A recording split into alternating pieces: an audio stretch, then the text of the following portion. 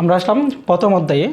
প্রথম অধ্যায়ে আমরা শুরু করব আমাদের জ্ঞানমূলক এবং অনুধাবনমূলক প্রশ্নগুলো দিয়ে শুরু করব।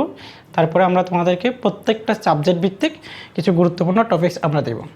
আমরা জ্ঞানমূলক প্রশ্নগুলো আমরা সাজাচ্ছি। প্রথমে দেখো যুক্তিবিদ্যা কী, তাহলে আমরা জানি যুক্তিবিদ্যা হচ্ছে একটি চিন্তামূলক বিজ্ঞান। আর যুক্তিবিদ্যার জনক সর্বপ্রথম এরিস্টটল যুক্তিবিদ্যা সম্পর্কে ধারণা দেন, আমরা তাকে যুক্তিবিদ্যার জনক বলি। লঘুস শব্দের অর্থটা কি? লঘুস শব্দ হচ্ছে এক ধরনের গ্রিক শব্দ। এই শব্দের অর্থ চিন্তা, ভাষা, শব্দ এবং জ্ঞান। তার মানে আমরা বলতে পারি যুক্তিবিদ্যা হচ্ছে এক ধরনের চিন্তাভিত্তিক ভাষামূলক বিজ্ঞান। আর লজিক শব্দের অর্থ সেম যুক্তিবিদ্যা। লজিক একটা হচ্ছে ইংরেজি শব্দ, তার বাংলা প্রতিশব্দ হচ্ছে যুক্তিবিদ্যা। কোন গ্রিক শব্দ থেকে লজিক শব্দের উৎপত্তি হয়েছে? আমরা আগেই বলেছি লঘুস। এই লঘুস গ্রিক শব্দ থেকে যুক্তিবিদ্যার উৎপত্তি হয়েছে। যুক্তিবিদ্যা এবং যুক্তিবিদ্যার সবচেয়ে দুইটা গুরুত্বপূর্ণ জিনিস আমরা এখানে রাখছি, সেটা হচ্ছে কি যুক্তিবিদ্যাকে কী ধরনের বিজ্ঞান বলা হয়। একটা হচ্ছে কলা বিজ্ঞান আর একটা হচ্ছে কলা না বিজ্ঞান।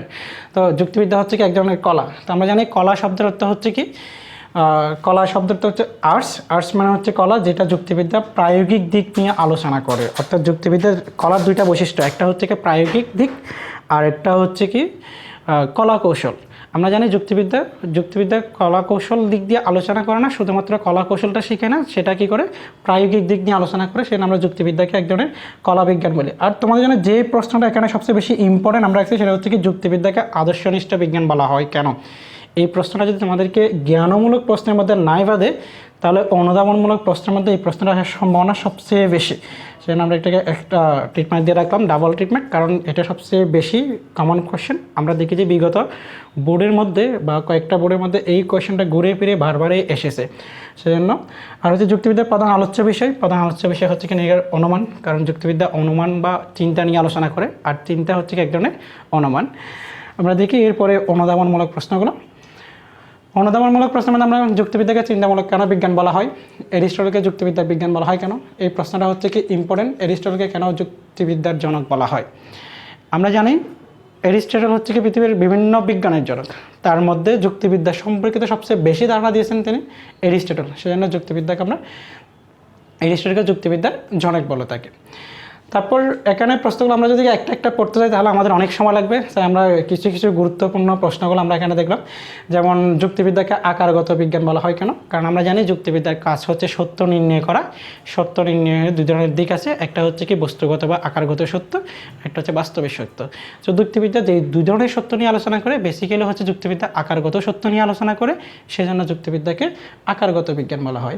আরেকটা গুরুত্বপূর্ণ প্রশ্ন আমরা বলছিলাম, যুক্তিবিদ্যাকে কেন আদর্শনিষ্ঠ বিজ্ঞান বলা হয়। যুক্তিবিদ্যা কাজে হচ্ছে সত্য নির্ণয় করা, আর প্রত্যেকটা সত্যের একটা নির্দিষ্ট আদর্শ মান থাকে, সেজন্য যুক্তিবিদ্যাকে আদর্শনিষ্ঠ বিজ্ঞান বলা হয়। শুধুমাত্র এই কথাগুলো লিখলে হবে, কারণ আমরা জানি 2 নম্বর প্রশ্নের মধ্যে এত বেশি লিখতে হয় না। এই কোয়েশ্চেনটা যখন তোমাদের আসবে, যেমন যুক্তিবিদ্যাকে আদর্শনিষ্ঠ বিজ্ঞান বলা হয় কেন, তাহলে তোমরা শুরু করতে পারো যুক্তিবিদ্যা হচ্ছে এক ধরনের আদর্শনিষ্ঠ বিজ্ঞান, কারণ যুক্তিবিদ্যার কাজ হচ্ছে সত্য নির্ণয় করা, আর যুক্তিবিদ্যার যে সত্য থাকে সেই সত্যের একটা নির্দিষ্ট বা আদর্শ মান থাকে, সেজন্য যুক্তিবিদ্যাকে আদর্শনিষ্ঠ বিজ্ঞান বলা হয়। ঠিক এই কথাটা লিখলে তোমাকে 2 নম্বর পেয়ে যাবা কিন্তু। সো সেজন্য বেশি কিছু এখানে লিখতে হয় না। আর যুক্তিবিদ্যা হচ্ছে এমন একটা বিষয় যেখানে বেশি লেখার কোনো দরকার হয় না, অর্থাৎ কম লিখে ভালো নাম্বার পাওয়া। তো সেই জন্য যেহেতু আমাদের সময় কম থাকে, 7টা সৃজনশীল অ্যান্সার করতে হবে, যার কারণে আমরা কী করবো, সবচেয়ে কম লিখে ভালো নাম্বার পাওয়ার চেষ্টাটাই করব। এরপরে যুক্তিবিদ্যা ভাষায় প্রকাশিত চিন্তা সম্পর্কীয় বিজ্ঞান, এই কথাটাই বুঝিয়ে লিখুন। ওইটা হচ্ছে সেম, এই যে লজিক শব্দটা যখন আমরা আলোচনা করতে যাই, এই যে লজিক শব্দটা এসেছে লঘুস থেকে। লঘুস শব্দের অর্থ হচ্ছে চিন্তা, ভাষা, তারপর হচ্ছে কি জ্ঞান। জ্ঞান মিনস হচ্ছে বিজ্ঞান। তো সুতরাং আমরা বলতে পারি যুক্তিবিদ্যা হচ্ছে কি ভাষায় প্রকাশিত এক ধরনের চিন্তার বিজ্ঞান, কারণ চিন্তা যখন আমাদের মনে থাকে, সেটা আমরা অবধারণ বলি যুক্তিবিদ্যার ভাষায়। সেই অবধারণটাকে যখন আমরা লিখে প্রকাশ করি, তখন সেটা হচ্ছে কি এক ধরনের বিজ্ঞান হয়। সেজন্য যুক্তিবিদ্যাকে বলা হয় ভাষায় প্রকাশিত এক ধরনের চিন্তা সম্পর্কীয় বিজ্ঞান। তারপরে যুক্তিবিদ্যার মনকে কুসংস্কার মুক্ত করে। আসলে তাই, যুক্তিবিদ্যার কাজ হচ্ছে সত্য নির্ণয় করা, আর প্রত্যেকটা সত্যই হচ্ছে কি কুসংস্কার মুক্ত। তো সেজন্য আমরা বলি যুক্তিবিদ্যার কাজে হচ্ছে কি মানুষের মনকে কুসংস্কারকে মুক্ত করা। দেন আমরা এই চ্যাপ্টারে কিছু গুরুত্বপূর্ণ টপিকস থাকবো, যেটা তোমাদের হচ্ছে কি মূল সিকিউ প্রশ্নের জন্য, সৃজনশীল প্রশ্নের জন্য। কারণ আমরা বিগত বোর্ডগুলো আমরা অ্যানালাইসিস করে দেখলাম, যেখান থেকে তোমার যেই বোর্ডে কোয়েশ্চেন আসুক না কেন, প্রত্যেকটা বোর্ডের মধ্যে এই টপিকগুলো থেকে কোয়েশ্চেন করা হয়, প্রত্যেকটা বছর কোনো না কোনোভাবে এই টপিকগুলো ঘুরে ফিরে কোয়েশ্চেনটা করে। তার মধ্যে আমাদের প্রথম টপিকটা হচ্ছে যুক্তিবিদ্যার উৎপত্তি এবং ক্রমবিকাশ। উৎপত্তি ক্রমবিকাশকে আমরা প্রথমে 4 ভাগে ভাগ করছি, প্রাচীন যুগ, মধ্যযুগ, আধুনিক যুগ এবং সাম্প্রতিক যুগ। এখান থেকে আমরা আরেকটা দিয়ে দিলাম যুক্তিবিদ্যা সম্পর্কিত বিভিন্ন মনীষীর ধারণা। এই কোয়েশ্চনটা বেশিরভাগ সময় দুটা একসাথে কোয়েশ্চনটা করে, অর্থাৎ তোমাকে যখন উৎপত্তি ক্রমবিকাশ সম্পর্কে দিল, সেখানে তোমাকে বললো যে কি একজন প্রাচীন যুক্তিবিদের অবদান আলোচনা করো অথবা আধুনিক যুগের একজন যুক্তিবিদের অবদান আলোচনা করো, তখন এখান থেকে যে বিভিন্ন মনীষীর মধ্যে আমরা বেসিক্যালি বইতে 4 জন মনীষীর নাম পাই। তার মধ্যে একজন হচ্ছে কি জন স্টুয়ার্ট মিল, তারপর হচ্ছে কি অ্যারিস্টটল, তারপর হচ্ছে কি জোসেফ এবং আরভিং কফি। এই 4 জনের আমরা নাম পাই। সো এই 4 জন থেকে বিশেষ করে জন স্টুয়ার্ট মিল এবং হচ্ছে কি অ্যারিস্টটল, এই দুইটাই প্রশ্ন ঘুরে ফিরে বেশিরভাগ সময় আসতে দেখা যায়। তার মধ্যে অ্যারিস্টটল হচ্ছে কি প্রাচীন যুগের যুক্তিবিদ আর জন স্টুয়ার্ট মিল হচ্ছে কি আধুনিক যুগের যুক্তিবিদ। তো সেই জন্য উৎপত্তি ক্রমবিকাশ এটার সাথে এই কোয়েশ্চেনটা একসাথে দিতে পারে, আলাদা কোয়েশ্চেন না হলেও একসাথে কোয়েশ্চেন আসতে পারে। আর এখানে আরেকটা টপিকস যুক্তিবিদ্যার স্বরূপ, দেন তারপর হচ্ছে যুক্তিবিদ্যা কলা না বিজ্ঞান। এটা হচ্ছে কি খুবই ইম্পর্টেন্ট, অর্থাৎ সবচেয়ে বেশি ইম্পর্টেন্ট এই চ্যাপ্টারের মধ্যে এই টপিকসটা হচ্ছে যুক্তিবিদ্যা কলা না বিজ্ঞান। সো এটার সম্বন্ধে একটু ধারণা দিই তোমাদের, কারণ আমরা জানি যে কি বিজ্ঞান কাকে বলা হয়, যে বিষয়টা পরীক্ষা নিরীক্ষা, পর্যবেক্ষণ এবং সুশৃঙ্খল সুনির্দিষ্ট বিষয় নিয়ে আলোচনা করে তাকে বিজ্ঞান বলে। ঠিক যুক্তিবিদ্যাকে একটা বিজ্ঞান বলা যায়, কারণ যুক্তিবিদ্যার মধ্যে এই পরীক্ষা নিরীক্ষা পর্যবেক্ষণের মাধ্যমে আলোচনা করা হয়ে থাকে। যুক্তিবিদ্যার বিষয়গুলো সুনির্দিষ্ট, যুক্তিবিদ্যার বিষয়গুলোকে পর্যবেক্ষণ করা যায়, যুক্তিবিদ্যার বিষয়গুলো নিয়ে ভবিষ্যৎবাণী করা যায়, সেজন্য যুক্তিবিদ্যাকে এক ধরনের বিজ্ঞান বলা হয়ে থাকে। দেন কলা। সো আমরা জানি যে কি কলা, যেহেতু আমরা সবাই মানবিক মানে হচ্ছে আর্টসের স্টুডেন্ট, আর কলা শব্দের অর্থ হচ্ছে আর্টস, ইংরেজি হচ্ছে কি আর্টস। সো আর্টস মানে কলা, কিন্তু এখানে যে কলাটা আমরা আলোচনা করব সেই কলার 2টা দিক আছে, একটা হচ্ছে কি প্রায়োগিক দিক, একটা হচ্ছে কলা কৌশল। অর্থাৎ কাউকে কলা কৌশল শিক্ষা দেয় এবং সেই কলা কৌশলকে বাস্তবে প্রয়োগ করা শেখায়। কিন্তু যুক্তিবিদ্যা কলা কৌশল শিখে ক্ষান্ত হয় না, শুধু এটা কি করে প্রায়োগিক দিকগুলো নিয়ে আলোচনা করে, অর্থাৎ বাস্তব ক্ষেত্রে তার প্রয়োগটা দেখায়। সেজন্য যুক্তিবিদ্যাকে এক ধরনের কলা বিজ্ঞান বলা হয়। সো এখান থেকে একটা তোমাদের অবশ্যই কি প্রশ্ন আসতে পারে। তো সেজন্য আমরা প্রথমত এই 3টে টপিকসে রাখলাম। আশা করি এগুলো থেকে তোমরা পরীক্ষাতে এই 3টে টপিক থেকে 100% কমন পাওয়ার সম্ভাবনা আছে। দেন এই পর্যন্ত হচ্ছে আমাদের প্রথম অধ্যায়। আমাদের এখন আমরা 3য় অধ্যায়ে যাই। 3য় অধ্যায় এটা হচ্ছে আমাদের একটা সবচেয়ে গুরুত্বপূর্ণ একটা টপিকস, একটা অধ্যায়। এটাকে যুক্তিবিদ্যার প্রাণ বলা হয়। অর্থাৎ যুক্তিবিদ্যা বুঝতে হলে তোমাকে অবশ্যই 3য় অধ্যায়টা বুঝতে হবে, কারণ 3য় অধ্যায় হচ্ছে আমাদের জন্য সবচেয়ে গুরুত্বপূর্ণ। সো 3য় অধ্যায় বেসিক্যালি আলোচনা করা হয় পদ, শব্দ এবং বাক্য, এই 3টা বিষয় নিয়ে, অর্থাৎ এগুলোকে বলা হয় যুক্তির উপাদান। সো এখানে আমরা কিছু জ্ঞানমূলক প্রশ্ন তোমাদের জন্য রাখলাম, এগুলো একটু তোমরা ভালো করেই পড়ে যাবা, কারণ এখান থেকে কোয়েশ্চেন আসার সম্ভাবনা বেশি। যেমন দেখো, পদ কাকে বলে? আমরা জানি পদ হচ্ছে কি যুক্তিবিদ্যার উদ্দেশ্য বা বিধেয় হিসেবে ব্যবহৃত হয় এমন শব্দ বা শব্দগুলোকে আমরা কি বলি? পদ বলি। আর হচ্ছে যেমন পদ শব্দটা আসছে এই যে টার্মিনাস থেকে, টার্মিনাস শব্দের অর্থ হচ্ছে কি প্রান্ত বা সীমা। এই প্রান্ত বা সীমা অর্থাৎ যুক্তিবাক্যের উদ্দেশ্য এবং বিধেয়, এই 2টা জিনিস হচ্ছে কি যুক্তিবাক্যের প্রান্ত বা সীমানায় অবস্থান করে। সেজন্য টার্মিনাস শব্দের অর্থ হচ্ছে কি প্রান্ত বা সীমা, আর এটাকে কি বলা হয়? পদ বলা হয়। আর এটা হচ্ছে কি টার্ম, কথাটা টার্ম, এটা হচ্ছে কি এই যে পদের ইংরেজি হচ্ছে কি টার্ম, এটা হচ্ছে ল্যাটিন শব্দ টার্মিনাস থেকে।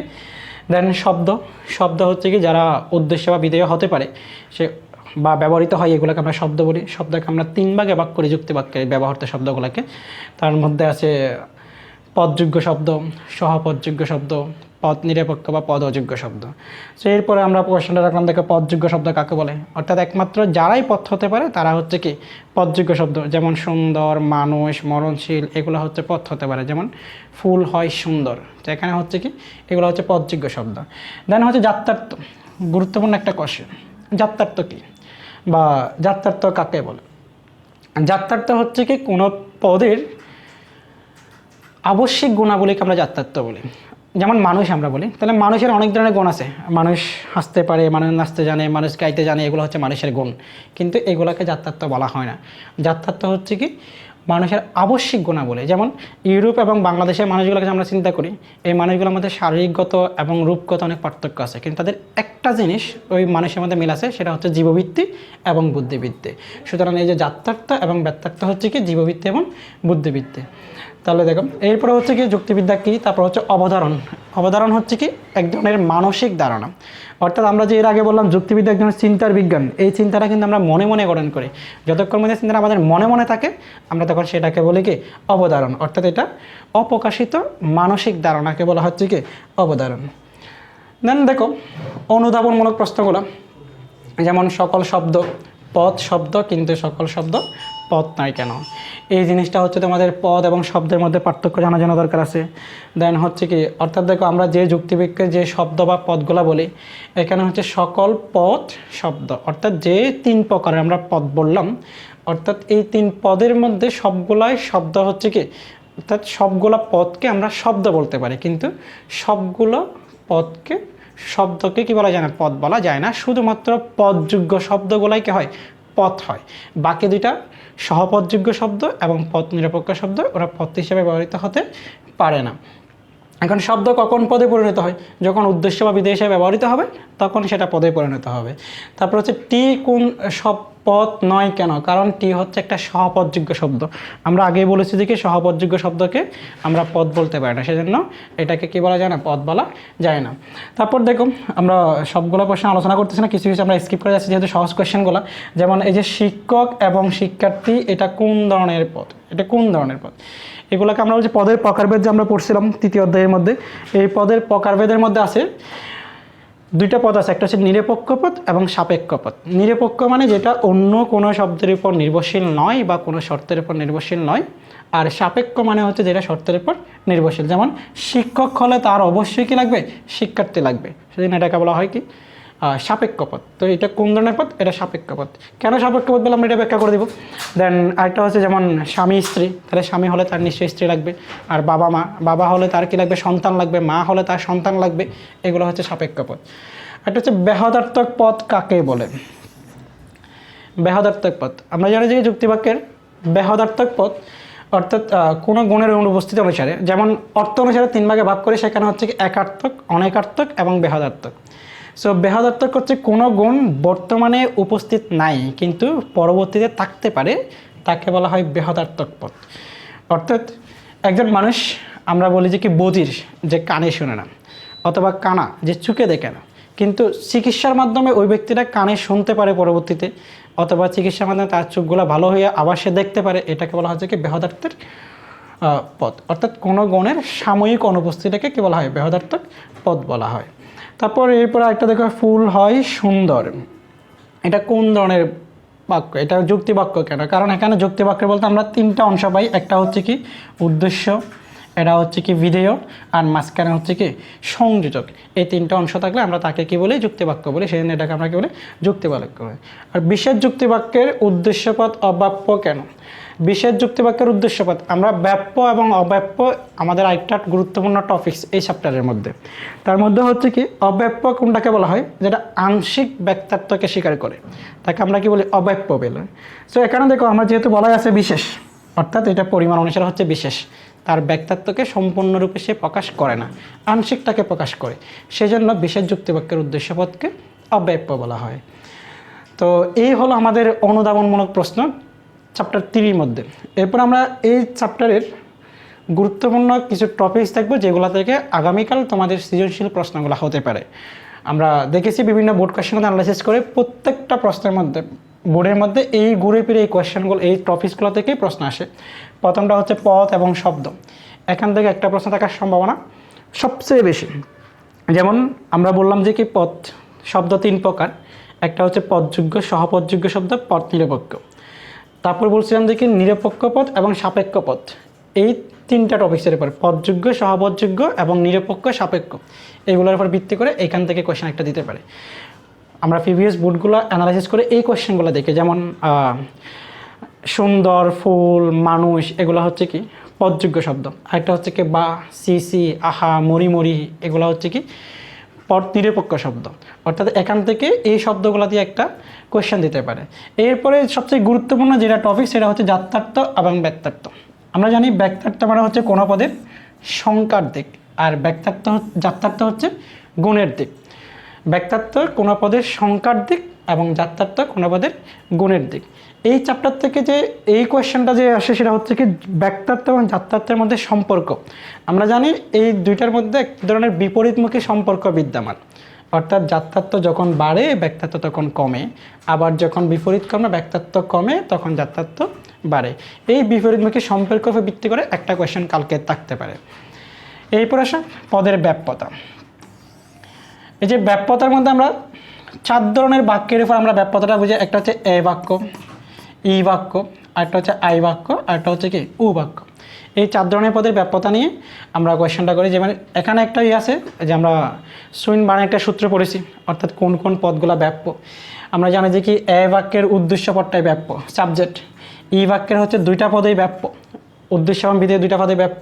আর আই বাক্যের কোনো পদই ব্যাপ্য নয় এবং ও বাক্যের হচ্ছে কি প্রিডিকেট, অর্থাৎ বিধেয় পদটাই ব্যাপ্য। এই সূত্রের উপর ভিত্তি করে এখান থেকে একটা কোয়েশ্চেন আসবে। আর হচ্ছে কি যুক্তিবাক্য।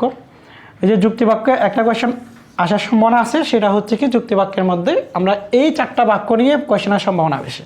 একটা হচ্ছে আমরা যা এখানে বললাম এ বাক্য, ই বাক্য এবং আই বাক্য। যেমন এই যে 4টা বাক্য এ, ই, আই এবং ও, এই 4টা বাক্য থেকে একটা কোয়েশ্চেনের সম্ভাবনা সবচেয়ে বেশি। আর আসলে এইগুলা থেকেই আসবে এই চ্যাপ্টারের মধ্যে। সো আমরা সেই জন্য 3 নম্বর চ্যাপ্টারের গুরুত্বপূর্ণ টপিকস বলতে আমরা এই 4টা টপিককে সিলেক্ট করছি। আশা করি তোমরা এখান থেকে অ্যাটলিস্ট 2টা কোয়েশ্চেন, কমপক্ষে 2টা কোয়েশ্চেন কালকেই পাবা এই টপিকগুলো থেকে। যদি আমাদের ভাগ্য ভালো হয় তাহলে এর চেয়ে বেশিও পাইতে পারো। সো আমরা 3 নম্বর চ্যাপ্টারটা এখানেই শেষ করলাম। এবার আমরা যাই আমাদের পরবর্তী অধ্যায়, যেটা হচ্ছে 4র্থ অধ্যায়। আর 4র্থ অধ্যায় হচ্ছে যুক্তিবাক্য। এই যে তোমাদের শর্ট সিলেবাসের মধ্যে সবচেয়ে ছোটো 2টা অধ্যায়, একটা হচ্ছে 4র্থ অধ্যায়, একটা হচ্ছে কি 5ম অধ্যায়। আর 4র্থ অধ্যায় আমরা আলোচনা করা হয়েছে সেটা হচ্ছে কি বিধেয়ক নিয়ে। সো এখানে 2টা জিনিস আলোচনা করা হয়েছে, একটা হচ্ছে বিধেয়ক কী আর একটা হচ্ছে কি বিধেয়ক কী। একটা হচ্ছে বিধেয় আর একটা হচ্ছে বিধেয়ক। আমরা জানি বিধেয় হচ্ছে যুক্তিবাক্যের একটা পদ, আর বিধেয়ক হচ্ছে কি এক ধরনের সম্পর্ক। এটা সদর্থক যুক্তিবাক্যে উদ্দেশ্য এবং বিধেয় পদের মধ্যে সম্পর্ক, এই সম্পর্কটার নামে হচ্ছে কি বিধেয়ক। যেমন সেজন্য আমরা প্রথম জ্ঞানমূলক একটা প্রশ্ন রাখলাম, সেটা হচ্ছে বিধেয়ক কী। তাহলে বিধেয়ক হচ্ছে কি এক ধরনের সম্পর্ক। যদি এরকম কোয়েশ্চেন আসে বিধেয়ক কী, তাহলে বিধেয়ক এক ধরনের সম্পর্কের নাম, এটা বললে হয়ে যাবে। অথবা যদি বলা হয় বিধেয়ক কাকে বলে, তখন তোমাকে লিখতে হবে সদর্থক যুক্তিবাক্যে উদ্দেশ্য এবং বিধেয় পদের মধ্যে যে সম্পর্ক তাকে বলা হয় বিধেয়ক, এভাবে লিখতে হবে। আর বিধেয়ক কী আসলে শুধুমাত্র এক ধরনের সম্পর্কের নাম, ওটা এগুলো তুমি 1 নম্বর পেতে পারো। এরপরে বিধেয়ক কত প্রকার, এখানে একটাই আছে আমাদের।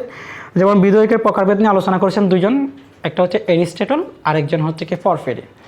সো যদি আমাদের প্রশ্ন আসে এরিস্টটলের মতে বিধেয়ক কত প্রকার, তখন আমরা সেখানে লিখব বিধেয়ক হচ্ছে এরিস্টটল 4 প্রকার বিধেয়কের কথা বলেছেন, আর ফরপেরি 5 প্রকারের বিধেয়কের কথা বলেছেন। যদি কোনো নাম উল্লেখ না থাকে, শুধু বলা হয় বিধেয়ক কত প্রকার, তখন আমরা সেখানে লিখব বিধেয়ক 5 প্রকার। অর্থাৎ যদি বিধেয়ক কত প্রকার ইন জেনারেল এই কোয়েশ্চেনটা করা হয়, আমরা লিখব বিধেয়ক 5 প্রকার। এরপর দেখুন নয়ার্থক যুক্তিবাক্যের বিধেয়ক না থাকার কারণ কি। আমরা জানি নয়ার্থক যুক্তিবাক্য মানে হচ্ছে যেখানে সম্পর্কটাকে অস্বীকার করা হয়, অর্থাৎ উদ্দেশ্য পদের সাথে বিধেয়ের কোনো সম্পর্ক এখানে থাকে না, সেজন্য নয়ার্থক যুক্তিবাক্যে কোনো বিধেয়ক থাকে না। আর বিধেয় কি, বিধেয় হচ্ছে এক ধরনের পদ। দেন আমরা এখানে দেখি যে পরে একটা যুক্তিবাক্যে কয়টি পদ থাকে, যুক্তিবাক্যে পদ হচ্ছে 2টা, একটা হচ্ছে উদ্দেশ্য, একটা হচ্ছে বিধেয়। কিন্তু এই কোয়েশ্চনটা যখন তোমাকে করা হয় যে একটা যুক্তিবাক্যে কয়টি অংশ থাকে, তখন তোমার হবে 3টা অংশ থাকে, একটা হচ্ছে উদ্দেশ্য, বিধেয় এবং সংযোজক। যদি পদ বলা হয় তখন সেখানে হচ্ছে 2টা পদ, আর যদি অংশ বলা হয় সেখানে হচ্ছে 3টা অংশ। যেমন আমরা এই যে আগেরটা বললাম পরফেরির মতো বিধেয়ক কত প্রকার, পরফেরি হচ্ছে কি 5 প্রকার বিধেয়কের কথা বলেছেন। এরপরে উপলক্ষণ কি, উপলক্ষণ এটা জাত্যার্থ নয়, কিন্তু জাত্যার্থের কারণে এটা নিঃসৃত হয়, অর্থাৎ জাত্যার্থ নয় কিন্তু জাত্যার্থ থেকে যে বিষয়টা নিঃসৃত হয় তাকে বলা হয় উপলক্ষণ। যেমন আমরা যে বললাম এর আগে মানুষের 2টা জাত্যার্থ আছে, একটা হচ্ছে জীববৃত্তি, একটা হচ্ছে বুদ্ধিবৃত্তি। কিন্তু মানুষের বুদ্ধি আছে, এই জন্য মানুষ বিচার করতে পারে, মানুষ যুক্তিবিদ্যা বুঝে, তারপর হচ্ছে মানুষ কবিতা লিখতে পারে, এগুলো হচ্ছে মানুষের উপলক্ষণ। আবার আরেকটা গুণ আমরা পড়েছি সেটা হচ্ছে জীববৃত্তি। প্রত্যেকটা জীবের যেমন ক্ষুধা আছে, তৃষ্ণা আছে, মানুষেরও ক্ষুধা আছে, তৃষ্ণা আছে, এগুলো হচ্ছে মানুষের উপলক্ষণ, অর্থাৎ জাততত্ত্ব থেকে যেটা নিঃসৃত হবে তাকে বলা হয় উপলক্ষণ। একটা হচ্ছে বিভেদক লক্ষণ। বিভেদক লক্ষণ যেটা আমরা হচ্ছে কি জাতি থেকে উপজাতিকে পৃথক করতে পারি। যেমন যে আমরা বললাম জীব, জীব হচ্ছে আমাদের একটা জাতি, আর জীব থেকে একটা উপজাতি হচ্ছে কি মানুষ। এই যে মানুষকে আমরা পৃথক করার জন্য আমরা এখানে ব্যবহার করি সেটা হচ্ছে জীববৃত্তি এবং বুদ্ধিবৃত্তি, অর্থাৎ বুদ্ধি থাকলে আমরা তাকে কি বলি, মানুষ বলি। জীব থেকে মানুষের যে একমাত্র পার্থক্য সেটা হচ্ছে বুদ্ধি, সেজন্য এটাকে বলা হচ্ছে কি বিভেদক লক্ষণ। তারপর মধ্যবর্তী জাতি বা মধ্যবর্তী উপজাতি, যে বৃহত্তম জাতি এবং ক্ষুদ্রতম উপজাতির মাঝখানে যেগুলো থাকে এটাকে বলা হচ্ছে মধ্যবর্তী জাতি। আসন্নতম জাতি মানে হচ্ছে যদি কোনো একটা উপজাতি থাকে তার থেকে আমরা উপরের দিকে গেলে যেটা পাবো সেটা হচ্ছে আসন্নতম জাতি। যেমন আমাদের মানুষ হচ্ছে এখানে একটা পদ বা উপজাতি বা একটা শ্রেণীবাচক শব্দ। এই মানুষ থেকে আমরা উপরের দিকে যখন যাই সেখানে পাচ্ছে জীব, সেটা হচ্ছে জীবটা হচ্ছে আমাদের আসন্নতম জাতি, অর্থাৎ নিকটবর্তী যে জাতিটাকে আমরা পাই সেটাকে বলা হয় আসন্নতম জাতি।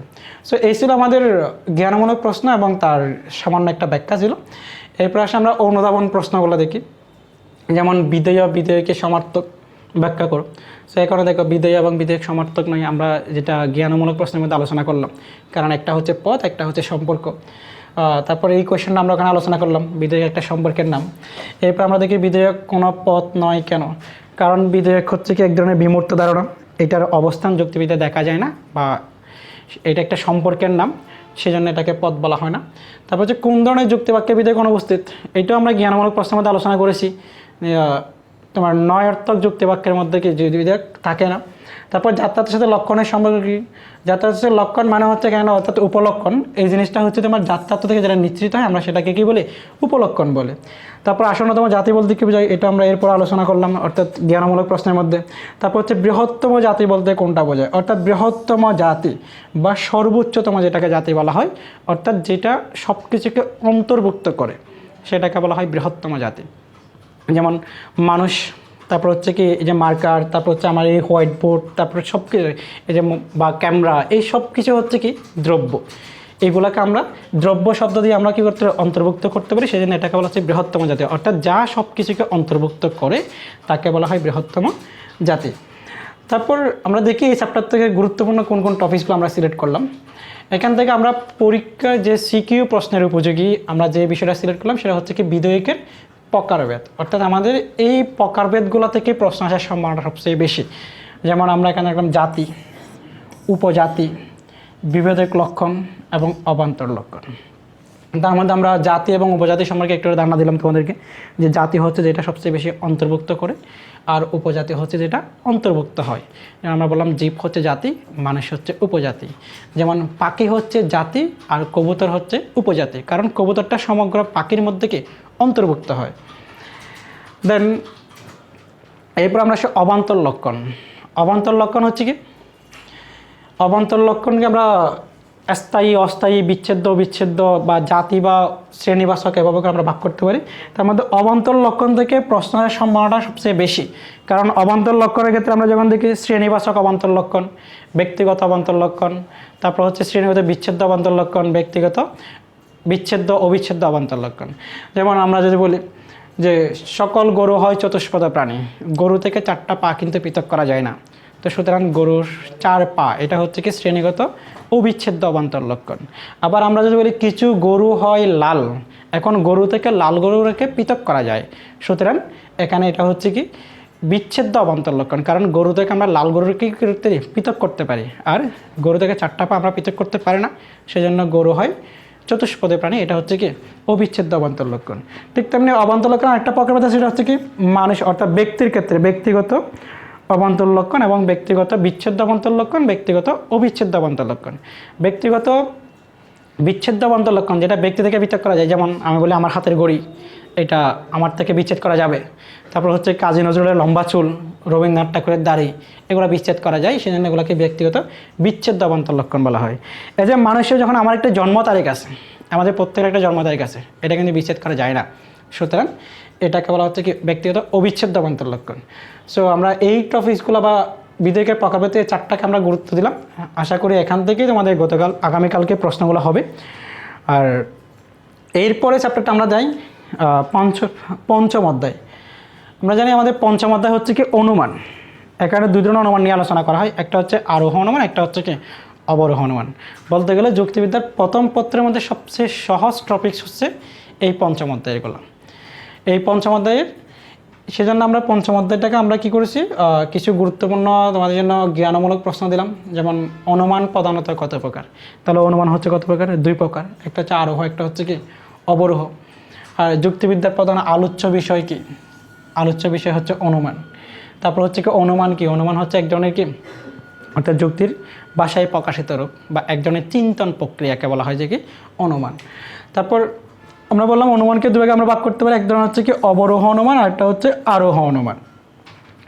আরোহ অনুমান বলতে কোনটাকে বোঝায়, যেটা হচ্ছে কি আরোহ অনুমান বিশেষ বিশেষ যুক্তিবাক্যের ভিত্তিতে যখন আমরা সার্বিক কোনো বিশেষ সিদ্ধান্ত নিই সেটাকে বলা হয় আরোহ অনুমান। আর অবরোহ অনুমান হচ্ছে কি যেটা হচ্ছে সার্বিক থেকে আমরা বিশেষের দিকে যাই অথবা সার্বিক থেকে সার্বিকের দিকে যাই, সেটাকে বলা হয় অবরোহ অনুমান।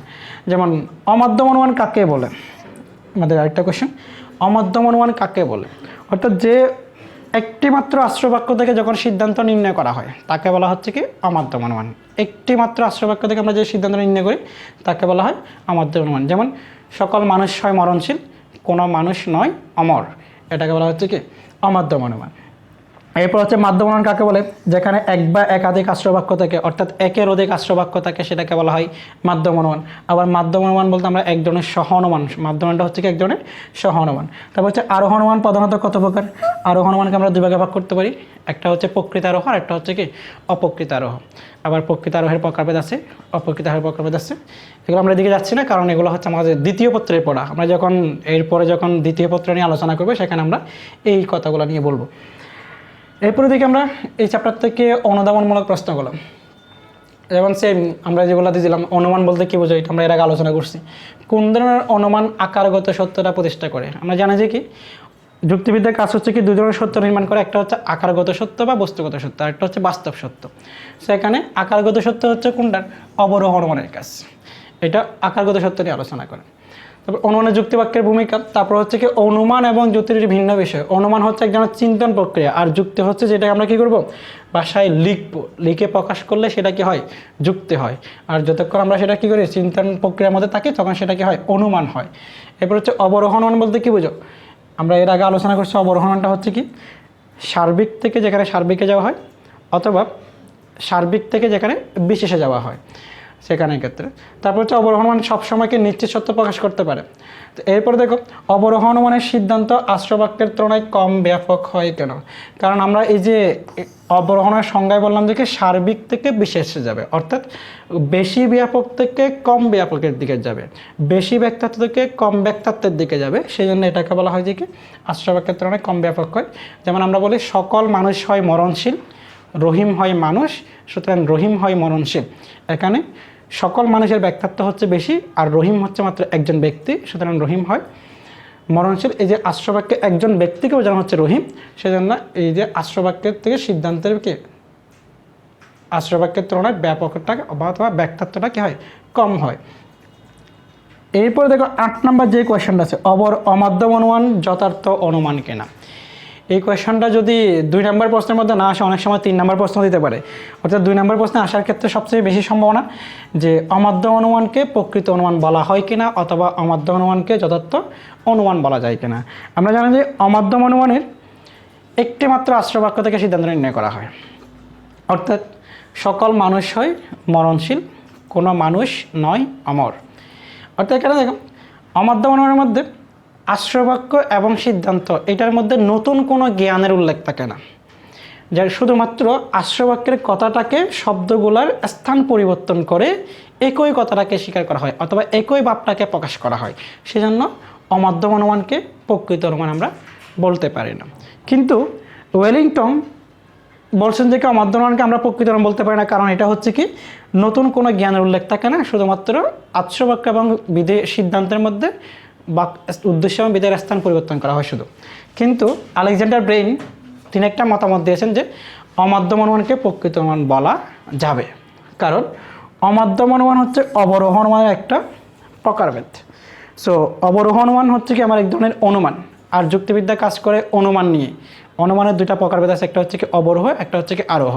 সো এখন আমি যদি অমাধ্যম অনুমানকে অস্বীকার করি তাহলে আমার অবরোহ অনুমানকে অস্বীকার করা হবে, আর অবরোহ অনুমানকে অস্বীকার করলে তাহলে বাক্য বা যুক্তিবিদ্যার মূল আলোচ্য বিষয় অনুমানকে অস্বীকার করা হবে।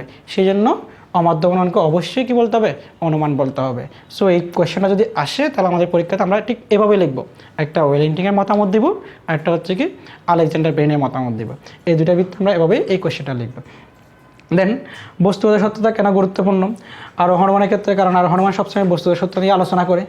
এবার এই চ্যাপ্টারে আমরা আসি, আমরা এই চ্যাপ্টারটা সম্পূর্ণ দেখে নেওয়ার কথা বললাম, কারণ এখানে দুইটা জিনিস আলোচনা করা, একটা হচ্ছে কি অবরোহণ অনুমান, একটা হচ্ছে কি আরোহণ অনুমান। সেজন্য আমরা বললাম যে কি সম্পূর্ণ দেখে নেওয়া যায়, কারণ এর বাইরে কোনো চ্যাপ্টার বা কোনো টপিক এখানে নেই। ওদের বৈশিষ্ট্য আছে, তারপর হচ্ছে তোমার পার্থক্য আছে, আর একটা করে উদাহরণ আছে। সেজন্য এখান থেকে আমরা একটা সৃজনশীল প্রশ্নের নমুনা দেখাই। প্রশ্নটা ঠিক এইরকম করে আসতে পারে, এরকম দুটো ত্রিভুজ দিয়ে এই কোয়েশ্চেনটা আসতে পারে। এটা দিল 1 নাম্বার, আর এটা দিল তোমার 2 নাম্বার।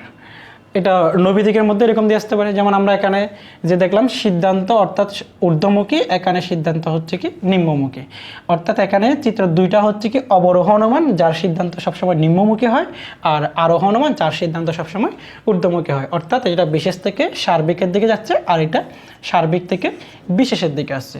সো এরকম যদি কোয়েশ্চেন দিয়ে বা ত্রিভুজ দিয়ে কোনো কোয়েশ্চেন আসে তাহলে আমরা আশা করব কালকে সবাই যে এই ভিডিওটা দেখার পর ফটাফট অ্যান্সার করে ফেলবা, কারণ এই কোয়েশ্চেনটা আমরা বেশিরভাগ সময় দেখেছি এরকম করে কোয়েশ্চেনগুলো আসে, যে তোমাকে এখানে লিখে দিবে হয়তো যে সার্বিক থেকে বিশেষ, অথবা বিশেষ থেকে সার্বিক, অথবা কিছু লিখে না দিলে জাস্ট এরকম দুইটা ত্রিভুজ দিবে, ত্রিভুজ দিয়ে তোমাকে বলবে 1 নম্বর চিত্র দ্বারা কোন অনুমানকে নির্দেশ করা হয়েছে, 2 নম্বর চিত্র দ্বারা কোন অনুমানকে নির্দেশ করা হয়েছে, এই দুইটার মধ্যে পার্থক্য কী। তখন তোমাকে লিখতে হবে 1 নম্বর চিত্র আরোহণ অনুমানকে নির্দেশ করে, 2 নম্বর অবরোহণ অনুমানকে নির্দেশ করে, তারপর দুইটা পার্থক্য উদাহরণ এগুলো দিয়ে তোমাকে আলোচনা করতে হবে। সেজন্য এই চ্যাপ্টারটা সবচেয়ে বেশি ইম্পর্টেন্ট, কারণ এখান থেকে তোমরা একটা প্রশ্ন 100% পাবা এই চ্যাপ্টার থেকে। যদি তোমাদের ভাগ্য ভালো থাকে তাহলে 2টা কোয়েশ্চেনও পাইতে পারো, তখন তোমাদের জন্য সবচেয়ে আরও ভালো হয়, কারণ সহজ একটা চ্যাপ্টার থেকে 2টা কোয়েশ্চেন। এরপর আসি আমরা আমাদের সবচেয়ে কঠিন একটা চ্যাপ্টার যুক্তিবিদ্যার 6ষ্ঠ অধ্যায়। এই 6ষ্ঠ অধ্যায় আমাদের কাছে সবচেয়ে বেশি কঠিন, কারণ চ্যাপ্টারটা যেহেতু লম্বা, সেজন্য আমরা এটা পড়তেও চাই না সহজে, আর বেশি নিয়মের বাধা জাল আমরা যখন পড়ে যাই তখন আমরা এগুলা স্কিপও করি। সো এখন দেখো, আমরা এখান থেকে যেহেতু কঠিন চ্যাপ্টার, সেজন্য তোমাদের জন্য কিছু গুরুত্বপূর্ণ প্রশ্ন আমরা নিয়ে আসলাম। আশা করি এই প্রশ্নগুলো থেকে তোমরা 1 নাম্বার এবং 2 নাম্বার প্রশ্নগুলো কমন পাবা। যেমন অবরোহণ অনুমান কী, অনুমান প্রধানত কত প্রকার কী কী, এগুলো আমরা 5ম অধ্যায়ে আলোচনা করছি। তারপর হচ্ছে অমাধ্যম অনুমান কাকে বলে, এইটা আমরা এখানে আলোচনা করলাম। মাধ্যম অনুমান কী, তারপর হচ্ছে কি আবর্তন এবং প্রতিবর্তন। সবচেয়ে গুরুত্বপূর্ণ টপিকস হচ্ছে 7ম অধ্যায়ের 6ষ্ঠ অধ্যায়ের আবর্তন এবং প্রতিবর্তন। এখন আবর্তনটাকে, আবর্তন হচ্ছে কি উদ্দেশ্য এবং বিধেয়ের স্থান পরিবর্তন করে। যখন সিদ্ধান্তে যখন গুণের অপরিবর্তন রেখে যখন উদ্দেশ্য বিধেয়ের স্থান পরিবর্তন করে সেটাকে আমরা কী বলি? আবর্তন বলি। তারপর হচ্ছে আবর্তনের নিয়ম হচ্ছে 4টা নিয়ম আছে। উদ্দেশ্যে বিধেয় হবে, বিধেয় উদ্দেশ্য হবে, তারপর হচ্ছে গুণের কী হবে? পরিবর্তন হবে। দেন পরিমাণটা একই থাকবে, অব্যাপ্য পদকে ব্যাপ্য করা যাবে না। এইগুলোকে আমরা বলি যে কি আবর্তনের নিয়ম। অর্থাৎ এই আবর্তনের নিয়ম হচ্ছে করে 4টা। এখন প্রতিবর্তন কি? প্রতিবর্তনের নিয়ম হচ্ছে 4টা। প্রতিবর্তন হচ্ছে কি, অর্থাৎ যখন কি থাকে আমার পরিমাণটা কি থাকবে? একই থাকবে। আবর্তনের ক্ষেত্রে আমার পরিমাণে পরিবর্তন হবে, এখানে হচ্ছে পরিমাণটা একই থাকবে। পরিমাণ একই মানে হচ্ছে কি আমার সার্বিক বাক্য থেকে সার্বিক বাক্যের দিকে যাওয়া যাবে, যেমন এ বাক্য থেকে ই বাক্যে যাওয়া যাবে। কারণ আমার এই বাক্য এটা হচ্ছে কি সার্বিক সদর্থক, আর ই বাক্য এটা হচ্ছে কি সার্বিক নয়ার্থক। তো সুতরাং সার্বিক থেকে সার্বিকে যাওয়া যাবে, অর্থাৎ পরিমাণটা একই থাকবে। সেই জন্য এটাকে বলা হচ্ছে কি প্রতিবর্তন। আর সহানুমান, যেখানে হচ্ছে কি এক বা একাধিক আশ্রবাক্যের উপর ভিত্তি করে সিদ্ধান্ত নির্ণয় করা হয় তাকে বলা হচ্ছে কি সহানুমান। আর সহানুমানের মধ্যে অবশ্যই 3টা বাক্য থাকবে আর 3টা পদ থাকে। তারপর এরপরে অনুধাবনমূলক প্রশ্নের মধ্যে দেখো, এখানে সবচেয়ে ইম্পর্টেন্ট যেই কোয়েশ্চনটা তোমার, সেটা হচ্ছে উ বাক্যের আবর্তন করা যায় না কেন, অথবা উ বাক্যের আবর্তন সম্ভব নয় কেন। এই প্রশ্নটা অবশ্যই কালকে আসবে তোমাদের, কারণ আমরা কিছু কোয়েশ্চেন বলে দিলাম তোমাদেরকে যেগুলো 100% বা অবশ্যই আসবে। সো এখন দেখো উপবাক্যের আবর্তন করা যায় না কেন? কারণ উপবাক্যের আবর্তন করতে গেলে আমরা যে 4টা নিয়মের কথা বলছিলাম তার মধ্যে 3টা নিয়ম উপবাক্যের ক্ষেত্রে প্রযোজ্য হয়, কিন্তু 4 নম্বর নিয়মটা আমরা কি উপবাক্যের ক্ষেত্রে প্রয়োগ করতে পারি না, অর্থাৎ অব্যাপ্য পদকে ব্যাপ্য করা যাবে না। এই নিয়মটা করতে গেলে আমাদের উপবাক্যের ক্ষেত্রে অব্যাপ্য পদটা ব্যাপ্য হয়ে যায়, যার কারণে উপবাক্যের আবর্তন সম্ভব নয়। তারপর আশ্রয়বাক্য সত্য হলে সিদ্ধান্ত সত্য হয় কেন? কারণ আমরা জানি যে কি যুক্তিবাক্যের মূল আলোচনাটা নির্ভর করা হচ্ছে কি আশ্রয়বাক্যের উপরে। আমার আশ্রয়বাক্য যদি কি হয় সত্য হয় তাহলে সিদ্ধান্ত অবশ্যই সত্য হবে, কারণ যুক্তিবাক্য সবসময় আকারগত বস্তুগত সত্য নিয়ে আলোচনা করে, সেগুলো হচ্ছে কি আশ্রয়বাক্যের উপর নির্ভরশীল। আবার এ বাক্যে সরল আবর্তন সম্ভব নয় কেন? সেরকম দেখুন আমরা আবর্তন বললাম 2 প্রকার, একটা হচ্ছে সরল আবর্তন, একটা হচ্ছে কি অসরল আবর্তন। আমরা জানি যে কি এ বাক্যকে আমরা যদি আবর্তন করি, এই বাক্যকে আবর্তন করলে আমরা পাই আই বাক্য, অর্থাৎ এই বাক্যের সরল আবর্তনের ক্ষেত্রে এখন এটা হচ্ছে সার্বিক সদর্থক, এটা হচ্ছে কি বিশেষ সদর্থক, অর্থাৎ এখানে পরিমাণ ভিন্ন হয়ে যাচ্ছে, অর্থাৎ পরিমাণটা ভিন্ন হয়ে পরিবর্তন হয়ে যাচ্ছে, সেজন্য অর্থাৎ সার্বিক থেকে বিশেষ চলে আসছে, সেজন্য এটাকে কী করা যায় না, সরল আবর্তন করা যায় না, কারণ সরল আবর্তনের ক্ষেত্রে পরিমাণটা একই থাকতে হয়। এরপরে সহানুমানের মধ্যপথ কেন গুরুত্বপূর্ণ? কারণ মধ্যপথ হচ্ছে কি সহানুমানের আশ্রয়বাক্যের সাথে সিদ্ধান্তের একটা আশ্রয়বাক্যগুলোর মধ্যে এক ধরনের সম্পর্ক স্থাপন করে, যার কারণে সহানুমানটা মধ্যপথটা সবচেয়ে এখানে গুরুত্বপূর্ণ হয়। আর সহানুমানের আশ্রয়বাক্য সিদ্ধান্ত আশ্রয়বাক্য থেকে বেশি ব্যাপক নয়, কারণ আমরা জানি যে কি সহানুমান হচ্ছে এক ধরনের মাধ্যম অনুমান আর বা অবরোহ অনুমান।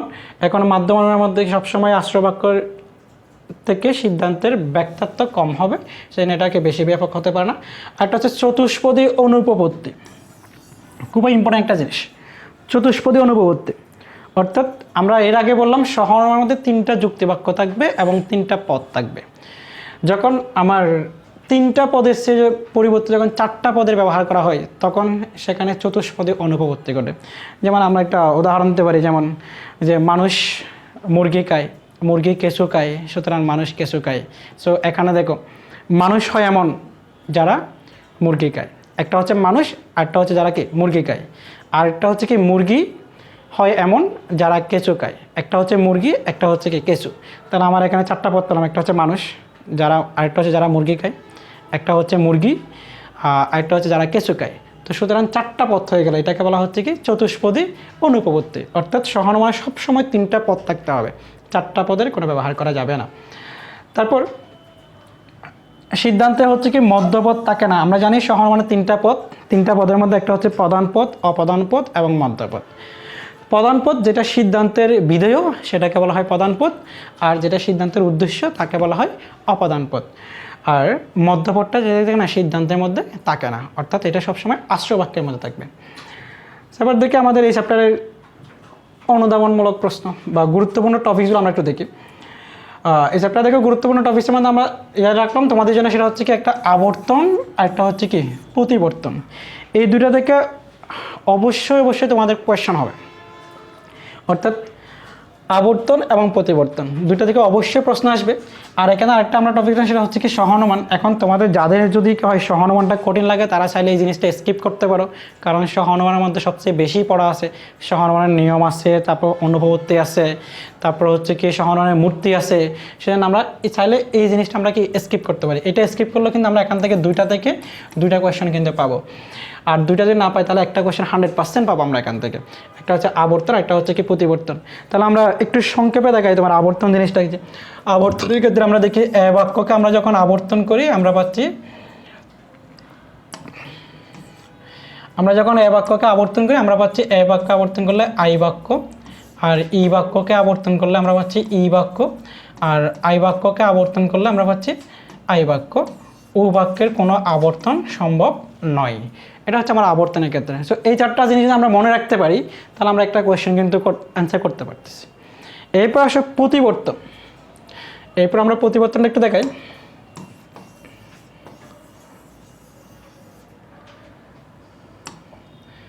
প্রতিবর্তনের ক্ষেত্রে আমরা দেখি এ বাক্যকে যখন আমরা প্রতিবর্তন করি তাহলে সেখানে পাই ই বাক্য।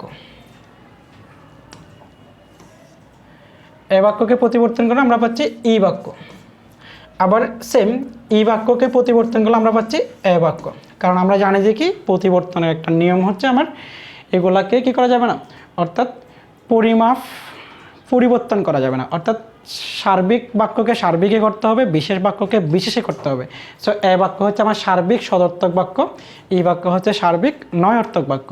তো সেজন্য আমার সার্বিক থেকে যেহেতু সার্বিক থাকবে, একে পরিবর্তন করলে ই পাওয়া যায় এবং ইকে পরিবর্তন করলে এ বাক্য পাওয়া যায়।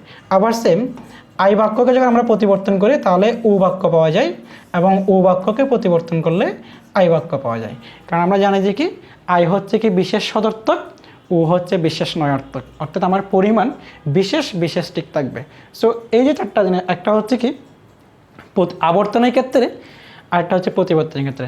সো এই দুইটা জিনিস যদি আমরা এই চারটা বাক্য অর্থাৎ চারটা এবং টোটাল 8টা এগুলো যদি আমাদের মনে থাকে তাহলে আমরা অবশ্যই একটা কোয়েশ্চেন এখান থেকে একটা বা দুইটা কোয়েশ্চেন অ্যান্সার করতে পারতেছি। কিন্তু যদি দুইটা না আসে তাহলে একটা আসার সম্ভাবনা 100% কোয়েশ্চেন।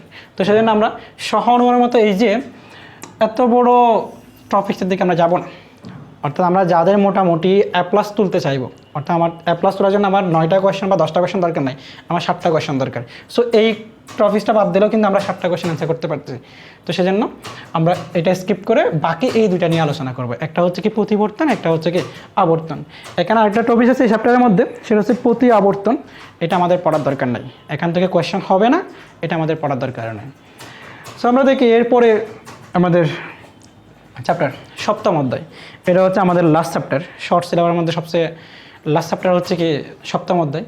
সপ্তম অধ্যায় অনেক বড় একটা চ্যাপ্টার, আর এটা হচ্ছে আমার সারাদিন পড়তে হবে এরকম একটা চ্যাপ্টার, অর্থাৎ থিওরিটিক্যাল পড়ার মতো সব কিছু।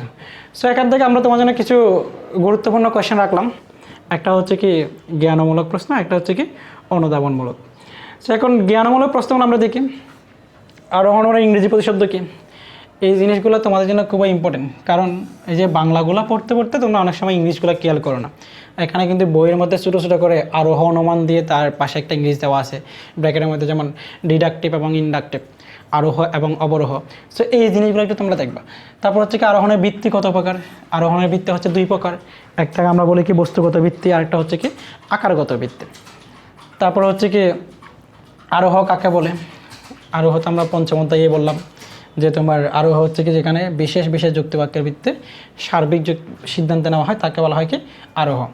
এরপরে আরোহের কোটাবাস, এই মতবাদটা হচ্ছে কি ইম্পর্টেন্ট বলতে এখানে একটা আমরা এটা 2 নম্বর কোয়েশ্চেনের মধ্যে বা অনুধাবনমূলক কোয়েশ্চেনের মধ্যে পেতে পারি।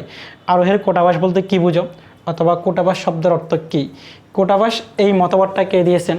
কোটাবাস মতবাদ হচ্ছে কি এরিস্টটলের মতবাদ, আর কোটাবাস শব্দের অর্থ হচ্ছে কি আপাতত অসঙ্গত মতবাদ, অর্থাৎ যে বিষয়গুলো আমার অনুমানের সাথে যায় না, অপ্রাসঙ্গিক বিষয়, এই অসঙ্গত বিষয়গুলোকে বাদ দেওয়ার নামে হচ্ছে কি আরোহের কোটাবাস। তারপর কার্যকরণ নিয়মকে কি বলা হয়, কার্যকরণ নিয়ম হচ্ছে কি আরোহের আকারগত ভিত্তি, কার্যকরণ নিয়ম। কারণ আমরা জানি যে কি আরোহের ভিত্তি হচ্ছে 2 প্রকার, একটা হচ্ছে আকারগত ভিত্তি, একটা বস্তুগত ভিত্তি। আচ্ছা, আকারগত ভিত্তির মধ্যে আমরা কার্যকরণ নিয়ম পড়ছি, তারপর হচ্ছে কি প্রকৃতির নিয়মাবলী পড়ছি, এরপর হচ্ছে তোমার নিরীক্ষণ পরীক্ষণ এগুলো পড়ছি। সো আরোহের নিয়মকে এটা বলা হয়েছে। এরপরে দেখো আমরা এর পরের প্রশ্ন আছে, সেটা হচ্ছে কি কারণ কি আর শর্তক। কারণ আমরা জানি পৃথিবীতে কোনো কারণ ছাড়া কোনো কাজ হয় না, অর্থাৎ প্রত্যেকটা কাজের পিছনে একটা না একটা কি থাকে কারণ থাকে। যেমন মেঘ হলে বৃষ্টি হয়, সো এখন বৃষ্টি হচ্ছে কাজ, মেঘ হচ্ছে কারণ। সো কারণ হচ্ছে কি কোনো কাজের পূর্ববর্তী ঘটনা, অর্থাৎ কোনো কাজ হওয়ার তার আগে যে ঘটনাটা ঘটে সেটাকে বলা হয় যে কি কারণ।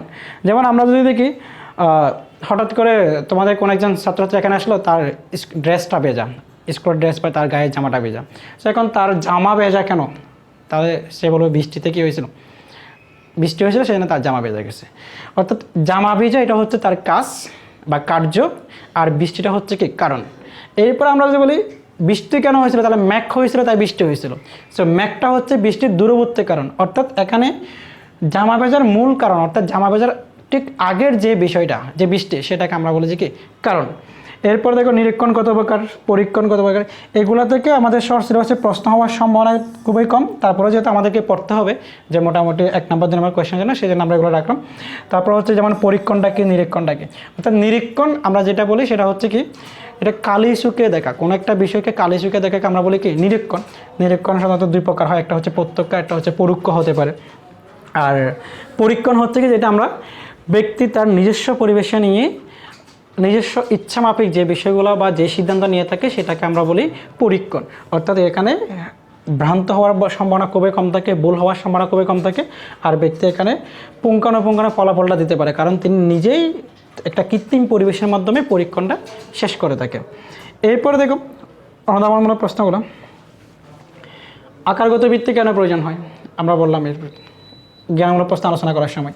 এরপরে কোটাবাস বলতে কী বোঝায় সেটাও বললাম, ওই যে কোটাবাস শব্দের অর্থ কী ওখানে আলোচনা করতে গিয়ে আমরা এই জিনিসটা আলোচনা করছি। এরপরে কারণ এবং শর্ত এক নয় কেন। কারণ দেখো, কারণ এবং শর্ত, কারণ হচ্ছে কোনো কাজের ঠিক পূর্ববর্তী করে না, আর একটা কারণের মধ্যে অনেকগুলা শর্ত থাকতে পারে। কারণ হচ্ছে একটা, কিন্তু তার অনেকগুলা শর্ত থাকতে পারে। তো সেজন্য কারণ এবং কি শর্ত এক হয় না। কারণ কার্যের সাক্ষাৎ পূর্ববর্তী ঘটে, এই কথা বলতে কী বোঝায়, অর্থাৎ আমরা এর আগে যে আলোচনা করলাম পূর্ববর্তী, অর্থাৎ কোনো কাজের ঠিক ইমিডিয়েট আগে যে ঘটনাটা ঘটে তাকে আমরা কী বলি, কারণ বলি। তারপর প্রকৃতির ঐক্য, প্রকৃতির ঐক্য বলতে যেটা বোঝায় সেটা হচ্ছে কি প্রকৃতির সব জায়গায় একই নিয়ম বিরাজ করে। অর্থাৎ আমরা যেমন বলি বাংলাদেশ হচ্ছে একটা নাতিশীতোষ্ণ অঞ্চল, এখানে বর্ষাকালে বৃষ্টি হয়, আর এই বছর যেমন বর্ষাকালে বৃষ্টি হচ্ছে আগামী বছরও কী হবে, বর্ষাকালে বৃষ্টি হবে। এটা হচ্ছে প্রকৃতির নিয়ম, সেজন্য বলা হয় যে কি এটাকে বলা হয় প্রকৃতির ঐক্য। তারপর হচ্ছে ভ্রান্ত নিরীক্ষণ। ভ্রান্ত নিরীক্ষণ মানে হচ্ছে আমরা যদি বলি প্রয়োজনীয় বিষয়গুলোকে নিরীক্ষণ না করা, সেটা হচ্ছে ভ্রান্ত নিরীক্ষণ। যেমন আমরা অনেক সময় বলে থাকি যে হাতের নখের এখানে যদি সাদা সাদা ফুল ফুটে তাহলে নতুন কাপড় পাওয়া যাবে। তারপর হচ্ছে যাদের মাথায় দুইটা পাক থাকে তারা দুইটা বুয়ে করবে, সেগুলো হচ্ছে এক ধরনের ভ্রান্ত নিরীক্ষণ। কারণ এগুলো সবসময় সবার ক্ষেত্রে সত্য হয় না, যেমন লম্বা মানুষের বুদ্ধি থাকে হাঁটুতে, এগুলো হচ্ছে ভ্রান্ত নিরীক্ষণ। তারপর দেখো এরপর আমরা দেখি এই চ্যাপ্টার থেকে আমরা কী কী টপিকসগুলো নিয়ে আলোচনা করব বা কোন টপিকসগুলো আমরা পড়বো যেটা আমাদের পরীক্ষার ক্ষেত্রে সবচেয়ে গুরুত্বপূর্ণ। তার মধ্যে আমরা রাখলাম কারণ, তারপর হচ্ছে শর্ত। এখান থেকে যে জিনিসটা আমরা সবচেয়ে বেশি গুরুত্ব দেবো সেটা হচ্ছে কি কার্যকারণ নিয়ম, বহু কারণবাদ, বহু কারণ সমন্বয়বাদ। অর্থাৎ এই দুইটা টপিক থেকে কালকে আমার প্রশ্নে হওয়ার সম্ভাবনা সবচেয়ে বেশি। একটা হচ্ছে কি বহু কারণবাদ, একটা হচ্ছে কি বহু কারণ সমন্বয়বাদ। তো আমরা একটু দেখি বহু কারণবাদ জিনিসটা কি।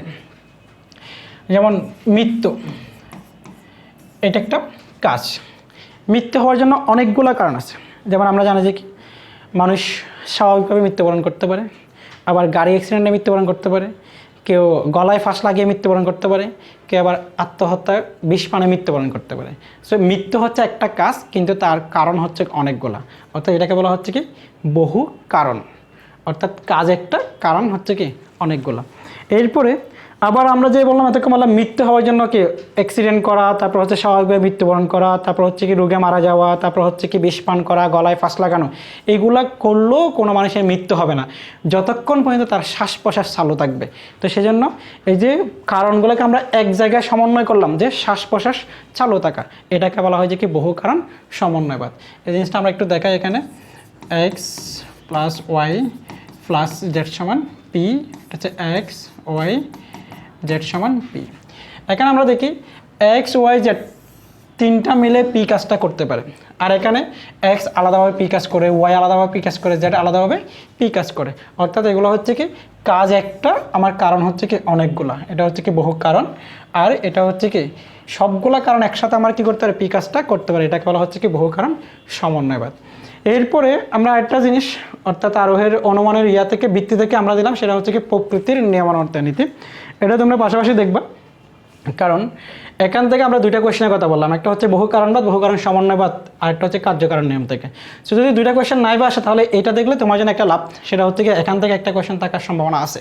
কারণ এরপরে আমাদের এই চ্যাপ্টারের মধ্যে আরও কিছু টপিক আছে, একটা হচ্ছে কি নিরীক্ষণ এবং পরীক্ষণ। আশা করি এই চ্যাপ্টারগুলো তোমাদের দেখতে হবে না, যেহেতু আমাদের অধ্যায়টা অনেক বড়, সেজন্য আমরা তোমাদের যাতে মোটামুটি একদিনে পরে তুমি সিলেবাসটা শেষ করতে পারো সেজন্য আমরা কিছু সংক্ষেপে তোমাদের সিলেবাসটা সাজালাম। সো ওই বাকি বিষয়গুলো তোমাদের দেখার দরকার নাই। আমরা আজকে এখানে যে যে বিষয়গুলো নিয়ে আলোচনা করেছি আশা করি তোমরা এগুলো দেখলেই মোটামুটি এখান থেকে কালকে অবশ্যই 7টা প্রশ্ন তুমি কি পাবা। আমরা যে বিষয়গুলো পড়ছি প্রত্যেকটা বিষয় এখান থেকে তুমি টাচ করার চেষ্টা করো, নিশ্চয়ই তোমার 11টা কোয়েশ্চেন কমন আসবে এখান থেকে।